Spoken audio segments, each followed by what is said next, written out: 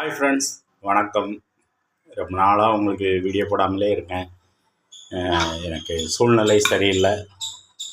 வேறு ஒரு பிஸ்னஸ் பார்த்துட்ருக்கனால இதில் எனக்கு கவனம் செலுத்த முடியலை. இன்றைக்கி ஒரு சிம்பிளாக ஒரு வீடியோ போடலான்னு பார்க்கேன். ஆரம்பத்துலேருந்தே போடல. பட்டு சிக்கன் பிரியாணி இன்றைக்கி ரெடி பண்ணியிருக்கேன். 1 கிலோ சிக்கன், 1 கிலோ சீரக சம்பா வச்சு அருமையாக பண்ணியிருக்கேன், பார்த்துக்கோங்க. இப்போ இது மேலே பார்க்கும்போது உங்களுக்கு ஒரு மாதிரி ஒயிட்டாக தான் தெரியும். இன்னும் மசாலாக்கள்லாம் உள்ளே இருக்கும். அதை கிண்டி நம்ம ஒரு 2 நிமிஷம் ஆற விடணும். அப்போ தான் அந்த குளகுளப்புத்தன்மை போகும்.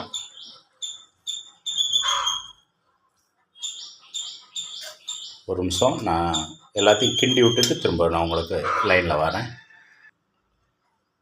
ஒரு தடவை லைட்டாக கிளறி விட்டுருக்கேன்.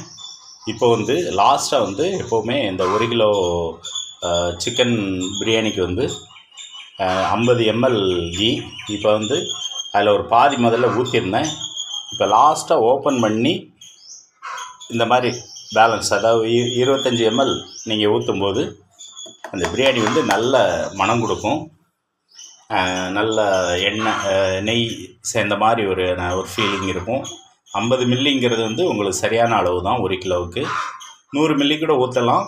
அது பெரியவங்க குழந்தைங்க இருக்கிற இடத்துல அது செட் ஆகாது. இப்போ நான் 50 ml பாதி ஊற்றிட்டு இப்போ பாதியை இப்போ லாஸ்ட்டாக ஊற்றிடுங்க. உங்களுக்கு சிக்கன் பிரியாணி தயாராக இருக்குது. செம்மையாக இருக்குது, பார்த்துக்கோங்க. இது இன்னும் ஒரு 2 நிமிஷம் அப்படியே மூடி வச்சிட்டோம்னா பர்ஃபெக்டாக இருக்கும். இது அடுத்து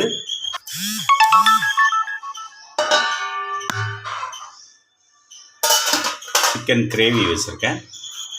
பாருங்கள் எவ்வளோ அழகாக எண்ணெய் மிதந்து இருக்குது. நான் ரொம்பலாம் எண்ணெய் ஊற்றலை, நார்மலாக கடல் எண்ணெய். இந்த 1 கிலோ சிக்கனுக்கு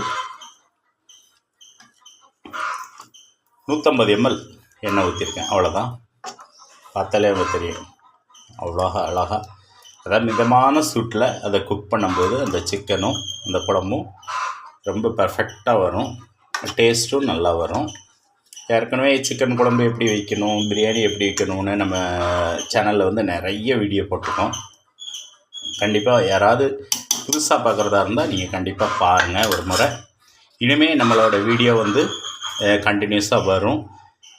இதோட சைடிஷ்ஷாக இன்றைக்கி தயிர் ஆனியன் வச்சுருக்கேன். பார்த்தீங்களா, தயிர் ஆனியன் தயாராக இருக்குது. பொதுவாகவே பிரியாணிக்கு தயிர் ஆனியனே பெஸ்ட்டாக இருக்கும்.